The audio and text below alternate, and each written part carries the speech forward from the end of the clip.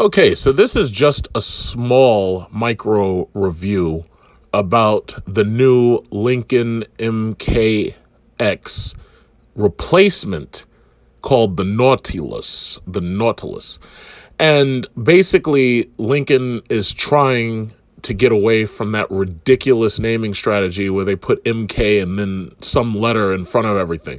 And you know, it's funny. I remember one of my neighbors had a Mark 8, a MK8 basically, and it was actually a good looking car. It was basically like a couped version of what you see now with the S-Class, the S-Class coupe.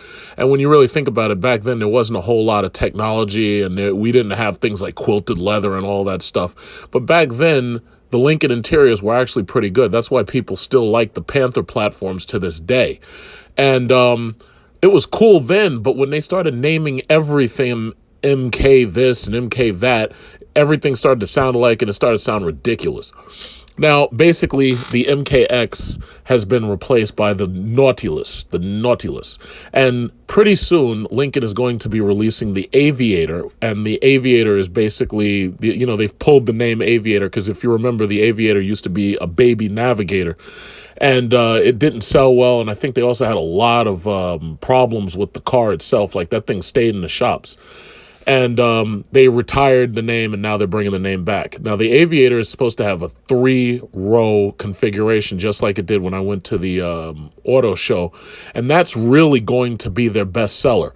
Now, for right now, the Lincoln MKX, for right now, since the Nautilus is new, the MKX is their best seller, which is obvious because the MKX tops out about $60,000 with everything if you get the black label. But the problem is the only other thing you can buy is the Navigator if you need something really big.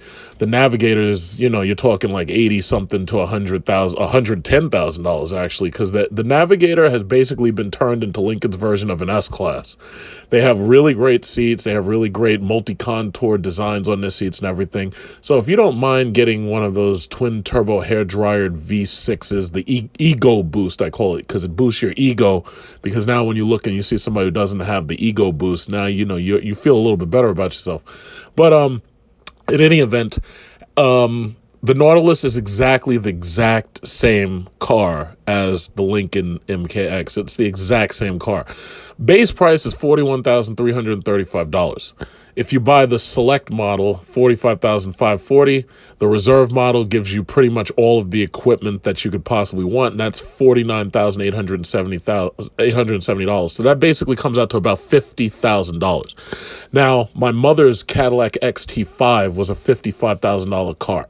The average retiree who's buying or leasing one of these things is probably leasing it, and they're doing so at somewhere around $500 a month, depending upon how much they put down. The black label version of this car is $57,000. With taxes here in New York anyway, you're looking at about $60,000. Now, Lincoln is always anxious to try to make deals because they know that all they got to do is say no, and you can take your business right across the street to Cadillac.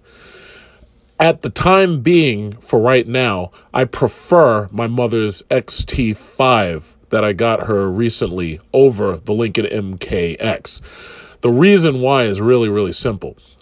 The MKX, which is now obviously the Nautilus, and I guess I could talk about the Nautilus either because it's basically the same car. The only thing about it is the Nautilus has a couple of new things like that I was trying to show. It has a new grille design to make it look more like the Navigator.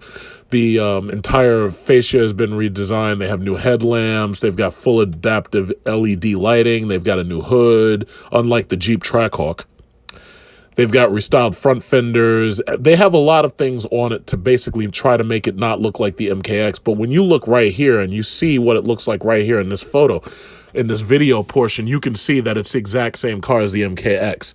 But let me talk about it as the Nautilus. I prefer my mother's XT5 over the Nautilus. Her XT5 is a bigger car. That's the bottom line. This car is much, much tighter. Now, obviously, I'm a gigantic person, so let's think about, like, if you're thinking about these old people and retirees, most likely they're going to stick with a car based on the name brand because when they were kids, they always associated Lincoln with having a big car and a big V8, and they expected that they could get these fully loaded full versions of a car, and they respect the Lincoln brand name. I don't have that problem because I'm younger than they are. If they're not buying Lincoln, most likely they're going to buy a Cadillac. And the Cadillacs, again, when they were young, they expected a Cadillac was going to be a big, huge, spacious car with a big V8 in it. And that's what their parents had, and that's what they grew up on. So they don't really stray too far from that. That's who the buyer of a Lincoln is. That's who the buyer of a Cadillac is.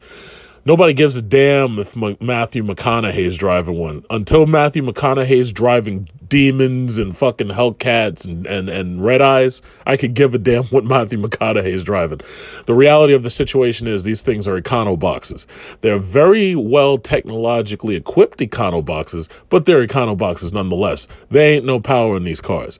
You can floor them, and basically the Nautilus's 0 to 60 performance is about 0 to 60 in 8 seconds. 0 to 100 is up to about 22.5 seconds. And this thing runs the quarter mile in close to 16 seconds. Now, I cannot give you exact numbers, but right now I'm reading off of a spec sheet, because what you have to remember is that this is a 2-liter inline 4 with 250 horsepower, or your only other options are 280 pound-foot twin turbocharged V6. And then they have another engine, which is 335 horsepower. 300 horsepower is, I'd say, okay to move a car like this. But when you really think about it, the average V6 that they're selling over at Chrysler, the Pentastars, are all 300 horsepower. Now, this car has 335. That helps it not feel terribly slow, but still the shortest amount of time that you can run a 4th mile in is 14.4 seconds. 0 to 60 is still 6 seconds. Now, I'm spoiled. I'm used to doing 0 to 60 in like 4 seconds or less. I'm spoiled. So let me tone it down for you people who are driving those useless Nissans and Infinitis and all that crap. Well, basically, you'll feel right at home in something like this because, you're not going too fast. And especially you old people who don't drive too fast, and I have to blow at you because I'm behind you and you're hogging up the middle lane or you're hogging up the left lane and I'm trying to fly past you at 80 miles per hour. Well, you guys won't mind. Now, combined city highway economy, you're talking about in between 20 miles per gallon and 27 miles per gallon. If you drive it on the highway all the time, you may surpass 30 miles per gallon. Now, the only downside is in order to make peak torque, you have to use premium fuel. That's the downside about these turbocharged engines. Thus far, I would say Lincoln's reliability is actually pretty good. They have a nicely made interior. If you remember, I actually did a review about the MKC, and I have family members who are into Lincoln. But the thing about it is Lincoln has the exact same problems that everybody else has. Like, people knock on Dodge because they have like fuel pumps and radiator pump issues sometimes. All of these cars have it. And I can't blame Lincoln. I can't blame Cadillac for that, because the reality is a lot of these parts are outsourced to these third world countries and everything, or these developing countries as they want to be called. So, I'm not going to really blame any one company for that. But my bottom line about the MKX, as you can see right here, I'm cramped in this son of a bitch. This thing is too small. And the XT5 is pretty much the exact opposite of this car as far as names are considered. And the XT5 does 0 to 60 in 6.6 seconds. But then again, nobody's racing these things, so it doesn't really matter. But my problem is the XT5 is a far more spacious car, both in front and in back. It's so much bigger. So basically, the Lincoln has a better interior design, but the Cadillac gives you a more spacious car. So if you're the type of person who's looking for the most spacious buy you can get at $55,000 or $50,000, and you're specifically looking for a 2-row crossover that looks like you got some money, then before you buy the Lincoln MKX, I would recommend that you do take a look at the Cadillac XT5. Now, I must also say that instead of the Lincoln MKX, you should also be looking at the Cadillac XT4. The Lincoln Nautilus and the fucking all these goddamn letters. The MKX and the Nautilus in my opinion, because it's basically the same car minus, the new technological upgrades, I prefer the Cadillac XT5 over those, but the Cadillac XT4, if you don't need the extra space, might also be something you'd be interested in. So I recommend that you look at the Cadillac XT5 and the Cadillac XT4, which is basically a higher level equipped vehicle for the same price, but it doesn't have obviously as much space as the Cadillac XT5. Pretty soon, I think their best seller is going to end up being at Lincoln. It's going to be the Aviator because they're going to have a 3-row crossover. Cadillac is expected to bring out the XT8, which is supposed to be their 3-row crossover.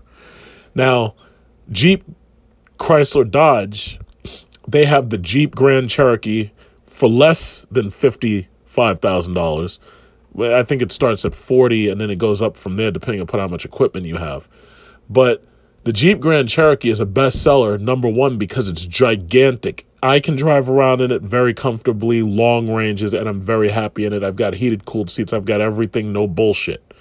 I've got panoramic roof. And forget the SRT8 trim. I have everything. The Jeep Grand Cherokee, however, has aged to the point where I guess now there's some people who want something a little smaller and more stylish. However, more people still choose big crossovers or big SUVs if they can afford them.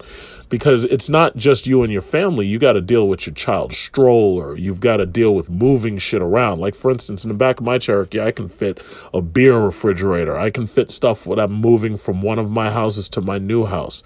You can't do that in one of these little crossovers.